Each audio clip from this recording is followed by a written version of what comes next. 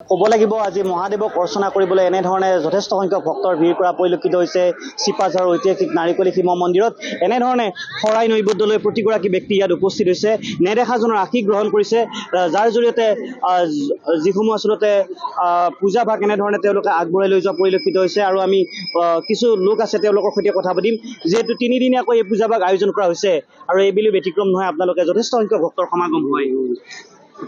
আমি এইবাৰ ৪৬তম শ্ৰী শ্ৰী মহাশিৱৰাত্ৰি আমি নাৰিকলী মন্দিৰত পাতিবলৈ আৰম্ভ কৰিছোঁ। আজি আমাৰ কাৰ্যসূচীৰ তৃতীয়টো দিন। আমি প্ৰায় ১৪-১৫ হাজাৰ ভক্তৰ আগমন ঘটিব বুলি আমি আশাবাদী আৰু সেইমতে তেখেতসকলক আপ্যায়ন কৰাৰ কাৰণে আমি স্বেচ্ছাসেৱক নিয়োগ কৰিছোঁ, যাতে কোনো ধৰণৰ অসুবিধা নোহোৱাকৈ তেওঁলোকে ভক্তিভাৱেৰে ইয়াত প্ৰাৰ্থনা কৰিব পাৰে। দেখুৱাইছোঁ তেওঁলোকে এনেধৰণে যথেষ্ট সংখ্যক ভক্তৰ সমাগম হৈছে।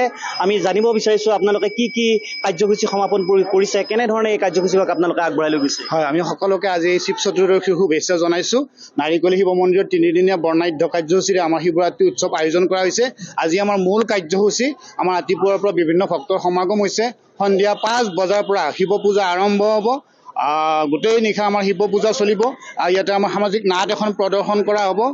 গতিকে আমি সদাশয় ৰাইজক, গোটেই অঞ্চলৰ ৰাইজক আমাৰ এই নাৰিকলী শিৱ মন্দিৰৰ এই পীঠস্থানলৈ আমি স্বাগতম জনাইছোঁ। তেওঁলোকে আহি ইয়াতে আমাৰ যি অনুষ্ঠানৰ আয়োজন কৰা হৈছে উপভোগ কৰক আৰু মহাদেৱ শিৱৰ আশীষ গ্ৰহণ কৰি তেওঁলোকে উপকৃত হ'ব বুলি আমি আশা কৰিছোঁ। আমি জানিব পাৰিছিলোঁ যে যথেষ্ট সংখ্যক ভক্তৰ সমাগম হয় ৰাজ্যৰ বিভিন্ন প্ৰান্তৰ পৰা ৰাষ্ট্ৰীয় ঘাইপথৰ কাষতে থকা এই ঐতিহাসিক মন্দিৰটিত ভিৰ কৰে। হয় হয়, নিশ্চয়। আমাৰ ৰাষ্ট্ৰীয় ঘাইপথৰ কাষতে আমাৰ নাৰিকলী ঐতিহ্যমণ্ডিত শিৱ মন্দিৰ। আমাৰ যান বাহন নিয়ন্ত্ৰণৰ কাৰণে আমাৰ লোকেল আৰক্ষীয়েও ইয়াতে আমাক সহযোগ কৰিছে।